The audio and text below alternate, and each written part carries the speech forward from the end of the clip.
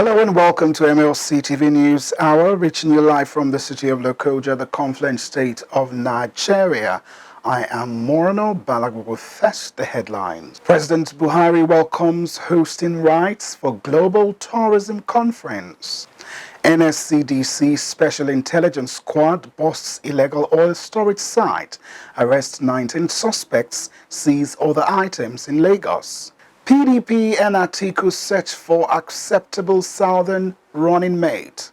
And in sports, Argentina lifts CONMEBOL-UEFA Cup of Champions trophy, beats Italy 3-0.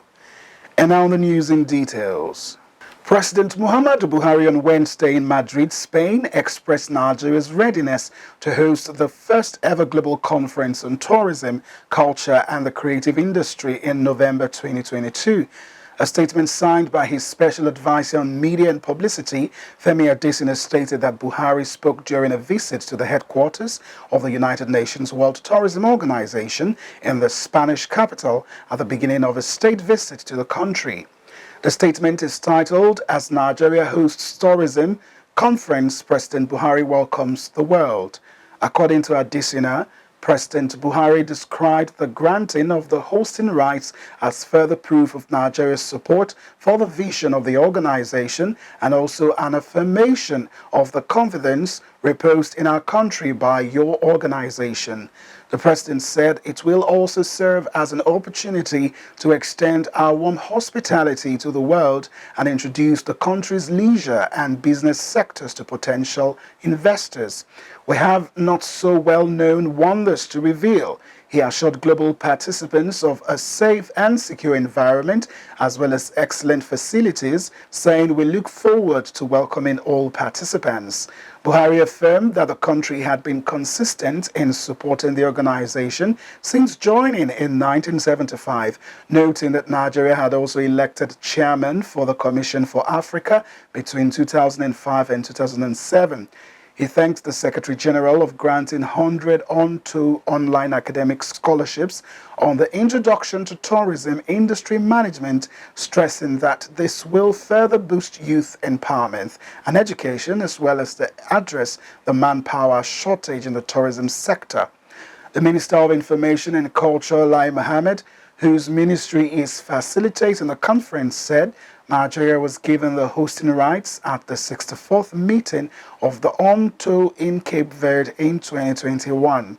He explained, "Our plan is to host the event in the iconic National Theatre in Lagos, which is currently being massively refurbished for the first time since commissioning some 46 years ago."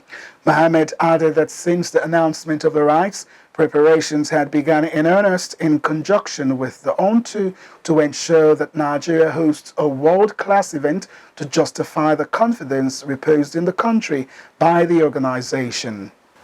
The Federal Executive Council, FEC, has approved 8.3 billion naira for the purchase of operational vehicles and equipment for the Nigerian Police Force.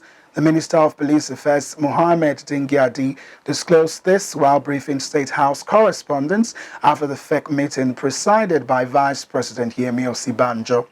Dingyadi said the approvals also covered supply of drugs and medical equipment for police hospitals. The minister explained that the NPTF was set up as a special intervention fund to facilitate the improvement of the operations of the Nigerian Police Force in the areas of equipment, training and welfare. Governor Babagana Zulum of Borno State said his administration cultivated over 30,000 hectares of rice farms across resettled communities in the state. He said the farms were established through the Mega Farm program initiated by his administration to transform agriculture. Zulum stated this while conducting Kebbi Governor Abubakar Bagudu, who visited one of the rice plantations in the mosque headquarters of Mobile local government area of the state. The governor said the return of relative peace led to the reactivation of irrigation activities around Lake Chad, Alau Dam, Baga, Unguru, Soye, and some liberated communities across the state. He said the development also increased Borno's local sourcing of vegetables rather than supplying it from other parts of the country. Addressing the farmers in one of the farms, Bagudu, whose state is known for rice production, said that he accompanied Zulum to Damascus to see for himself the resumption of farming activities in Borno. The Kwara State Government and State Police Command have resolved to beef up security around Oyun Baptist High School, Ijagbo, that is expected to resume academic activities on Friday. The school was closed down by the state government on February 3rd, 2022, following a crisis between Muslim and Christian parents who besieged the school to defend their respective faiths on the controversy that greeted the wearing of hijab by female students in the school. At least one person was reportedly feared killed, while 11 others were injured during the crisis. No fewer than 150 final year students of the senior secondary school who are expected to sit for the West Africa School Certificate examination have been the casualties of the closure. But the state government on Wednesday announced the reopening of the school with effect from Friday. The permanent secretary of the State Ministry of Education and Human Capital Development, Maria Diosun, announced the reopening of the school in a statement on Wednesday. The statement read in part, "The ministry's decision to reopen the school is one of the government's multi-pronged approaches to return normalcy to the school. The government urged all stakeholders in the area to give peace a chance and to respect the law, warning that the government will not hesitate to shut the school again, among other things, if anything threatens the safety of the little children." Ofure Venice Egbe, Miss of Aduve International School, Jahi District, Abuja, has emerged winner of the 2021-2022 National Creative Writing Competition for Children in Nigeria. The competition, which was organized by My Rainbow Books MRB Limited, is aimed at helping to develop children's creative thinking and writing skills. Aigbe is also the founder of the Save a Future initiative, SAFI, and has since dedicated a prize to God, her siblings and parents, Mr. and Mrs. Augustine Igbagosoria Aigbe, for their support and encouragement on the need for her to always focus on her education. The writing competition is an annual free-to-enter competition that is open to children from ages 5 to 16 years in Nigeria. Aigbe Miss won the first prize in category C, 13 to 16 years old. Well, I'll go on a short break. We'll be right back. Please do stay with us. GYB. Governor Yaya Bello, a man of many parts. GYB, a great tenacious leader. You are a leader, a natural leader, a governor of a state, and the state has been very peaceful thanks to your efforts, thanks to your tenacity. Whenever you blow that trumpet, the whole country must hear you. Because the demography of this country supports you so greatly. The pride of the nation. You've been a pride to the youth of this country. You've been a pride to our party, the APC. I want to say that His Excellency the Governor is the shield of the APC in Nigeria and beyond. And if you don't mind, I would prefer to call him Sarkin Yakin APC in Nigeria.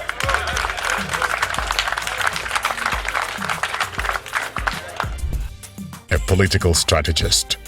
There are only two people in the APC that give me headache. I'm worried about Governor Yaya Bello because of some of the footprints I see him doing, and he's young, he can connect to the right audience. I've seen that of all of them, he's the only one who has been consistently taking steps to try to cut people. Governor Yaya Bello, a trailblazer. Let the other governors go to Kogi and study. They have a Northern Governors Forum. Yeah, they do. Let them meet and ask themselves, how has this young man, who happens to be about the youngest of the governors running the second term, how has he succeeded? That is what they are not doing. Unity and peace advocate. We have succeeded in uniting the people, the mob. Nobody's talking about whether you are from the west or central or the east, So everybody today could lay claim to the state as our state because who have sense of belonging. Your people they are not marginalized. Any part of the state is oppressed. He is our hero. It's only Governor Yahaya Bello that I know that has given so much position to women. He has given us that opportunity. Please, let's not be selfish with that position. GYB, trustworthy leader. Anybody who is playing politics with the civil servants of Kogi State today should be careful. They should not use us to play politics. They should engage us and discuss with us frankly, and what they really have on hand to offer Kogi workers. Let us see different on their own. Leadership with inclusion. All the other governors in Nigeria, please emulate a governor like Yahaya Bello. Don't give us only SA and PAs and all that in disabilities. Appoint us into other respective offices where we can work and show you that we have capacity to deliver. A polypath and pace setter. He has an eagle eye to discover potentials in human being. He discovered me, unveiled me to the world, and I'm where I am today. Governor Yahaya Bello, prudent and accountable. Rating of the state has been very, very high in terms of accountability. When the SIFTAS results that was undertaken by World Bank came out in 2017, Kogi State came second. And 2018, Kogi State came first. And then 2019, we also repeated the first position. Inclusive leadership. I most appreciate the contribution of the vibrant young governor of Kogi State, who detests crime and have always been rendering helping hands to nip crime not only in his state, but across the country at large. I doff my hat for Governor Yahaya Bello, the support the special forces have been receiving from him. If all governors could emulate, in terms of providing strategic information, I think the peace we have been yearning for will soon be close to us.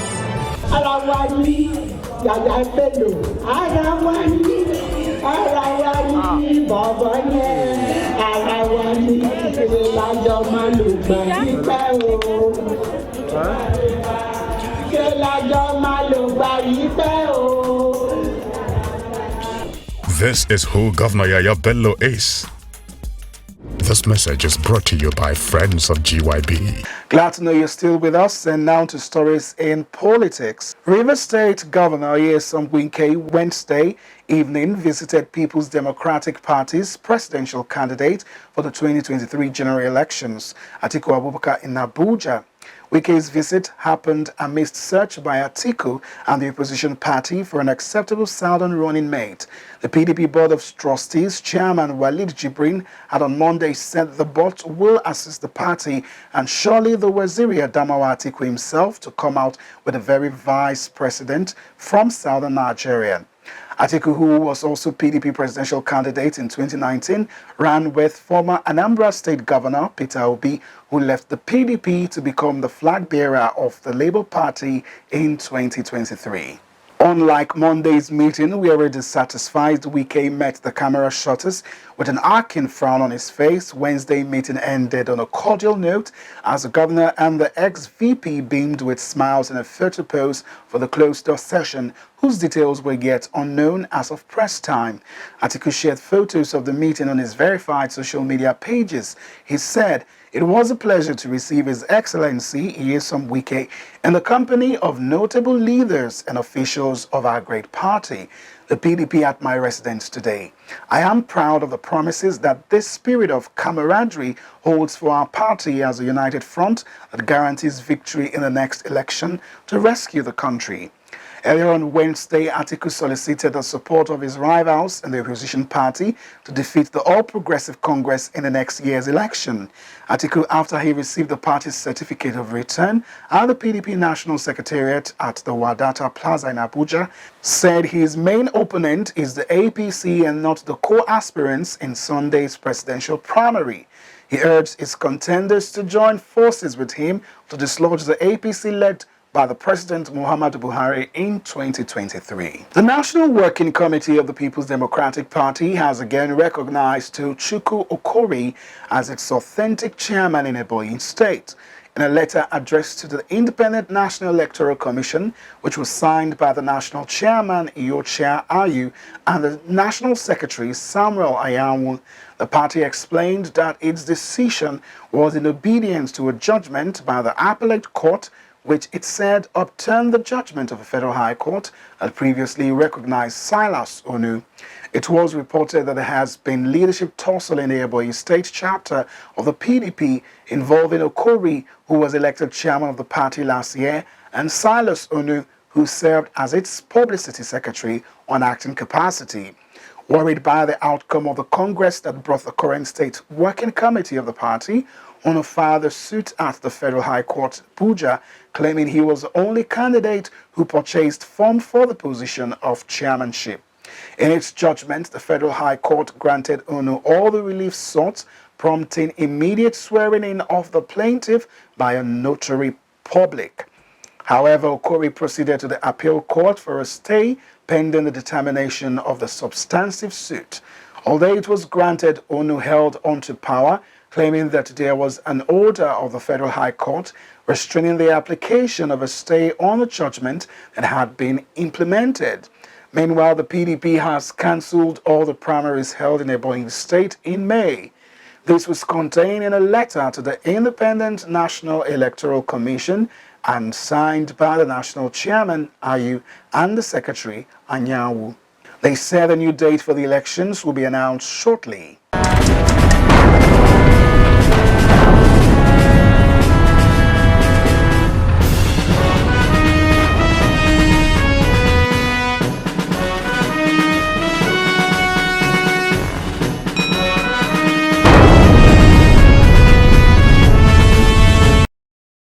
And on to stories in crime, a federal high court sitting in Abuja has ordered the Economic and Financial Crimes Commission, EFCC, to seize a university linked to former Federal Director of Accounts in the Federal Ministry of Health, Anthony Hassan. The court ordered seizure of Nok University, Kaduna, and other properties linked to the former director. Justice Zainab Abubakar, the presiding judge, gave the order, saying proceeds of unlawful activities were traced to its owner. Hassan, who was a DFA in the Ministry of Health between 2016 and 2019, allegedly built the university through fraudulent means.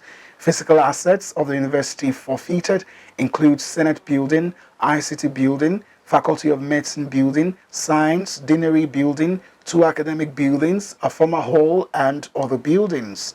The Commission, through her investigative officer, Adaura Asabe Aragbudusui, investigated some verified intelligence bordering on criminal conspiracy, stealing, abuse of office, and money laundering against some staff of the Federal Ministry of Health, where properties ordered forfeited were traced to the defendant. In the ruling, the court directed that the interim forfeiture be published in the national dailies, alerting anyone with interest in the properties to show cause within 14 days why it should not be forfeited to the federal government of Nigeria. Justice Abubakar adjourned till October 5, 2022 for the mention of the matter. The Commandant General CG Nigerian Security Civil Defense Corps NSCDC Ahmed Abubakar Audi has recently reiterated his vow to stamp out oil pipeline vandalism, illegal oil bunkering, illegal dealings in petroleum products, illegal mining of solid and natural minerals, and other disheartening forms of economic sabotage being perpetrated by criminal elements in our dear nation. The Commandant General's Special Intelligence Squad, inaugurated towards the tail of the year 2021 at the NSCDC National Headquarters in Abuja, is also one of the multi-dimensional approaches being deployed by the CG to squash the discreting activities of oil pipeline vandals and the asymmetric war the nation is being faced with today. The CG Special Intelligence Squad, in realization of their responsibilities, stormed Etel Avenue of Kudirat Abiola Way, Iregun, Ikeja, Lagos at about 12:18 hours on Monday, where automotive gas oil argo, also known as diesel, is being refined. They also arrested a syndicate of suspected oil vandals, truck peddlers, buses and cars with machines and other implements used for perpetrating the heinous economic sabotage.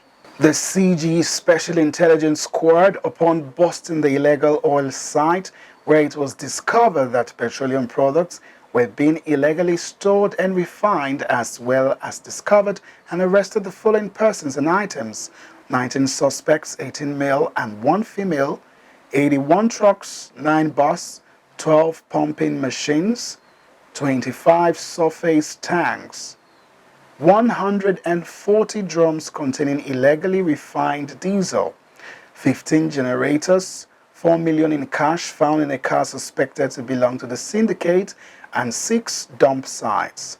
Commandant Eweka Okoro avows his unflinching commitment to the vision of the Commandant General in relation to the eradication of illegal dealings in petroleum products and all forms of economic sabotage in Lagos State and our dear nation.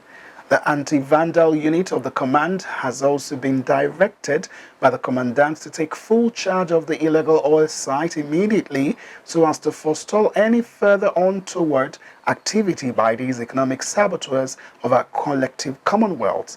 Finally, the commandant also said he seized this opportunity to warn oil thieves in the state to desist from the inimical act capable of sabotaging the nation's economy with the disturbing untoward experiences it could bring upon ordinary citizens of our nation. And now to sports news. Let's now join Jonah Malik for our sports update.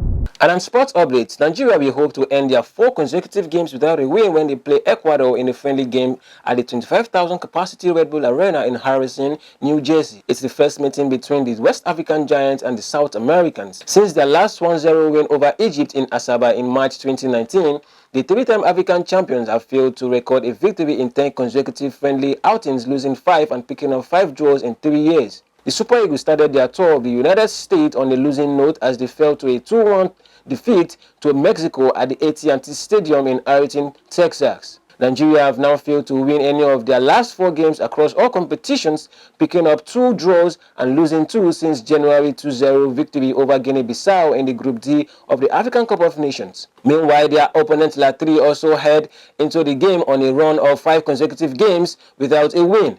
Both sides will look to put an end to their unwanted record when they clash in what promises to be an interesting friendly game. According to the Nigerian Football Federation media team, a total of 20 players are now available to Jose Peseiro ahead of the game.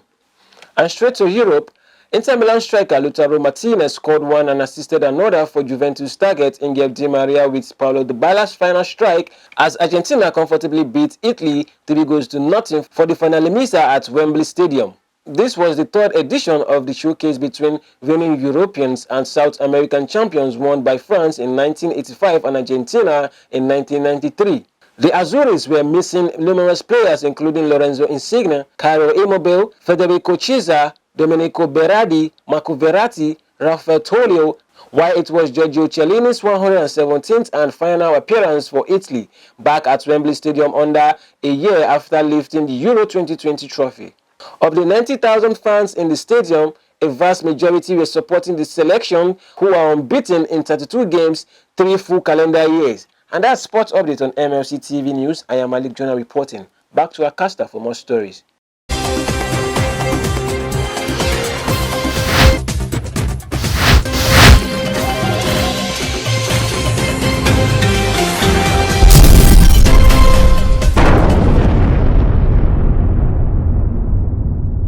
Thank you for the update, Jonah. And now to entertainment news. Let's now join Matthias Ayodeji, who is standing by with the report.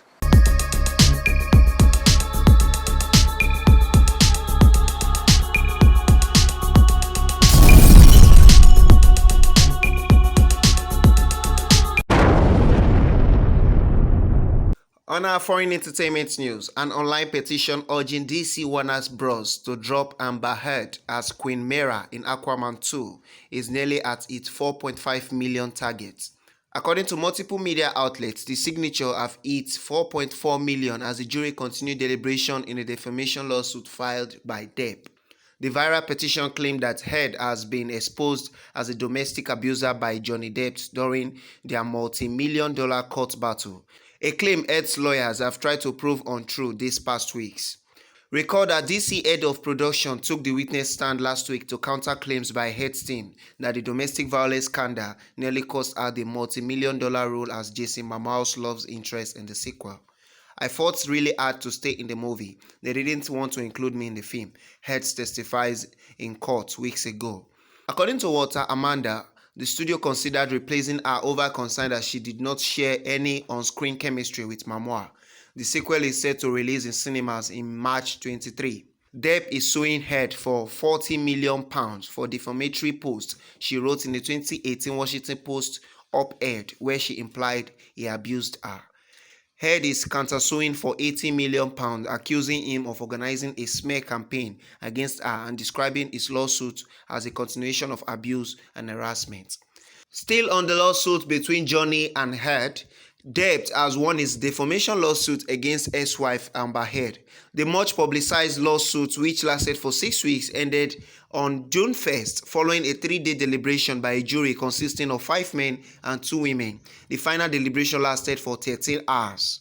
The jury came to the agreement that Heard's statements about her marriage were false and that she actioned maliciously towards Depp. The actor was awarded $10 million in compensatory damages and $5 million in punitive damages. Depp was also found guilty of defaming the Aquaman star and awarded her $2 million in damages. Reacting to the verdict, Heard says she was disappointed and heartbroken. In her words, she said, "The disappointment I feel today is beyond words." Depp's attorney, Camille Vasquez, expressed her satisfaction with the verdict. She said the claims against Johnny Depp are defamatory and unsupported by any evidence. In her words, "We are so grateful to the jury for their careful deliberation," she told reporters outside the court. Depp had filed a $50 million libel suit against Heard over an op-ed she wrote on Washington Post in 2018. In the article, Heard implied that Depp abused her while they were married. Heard filed a countersuit for $100 million, saying Depp defamed her by calling her a liar. And that is all on our entertainment news today. My name is Matthias Ayodeji Peter, reporting for MLC TV News.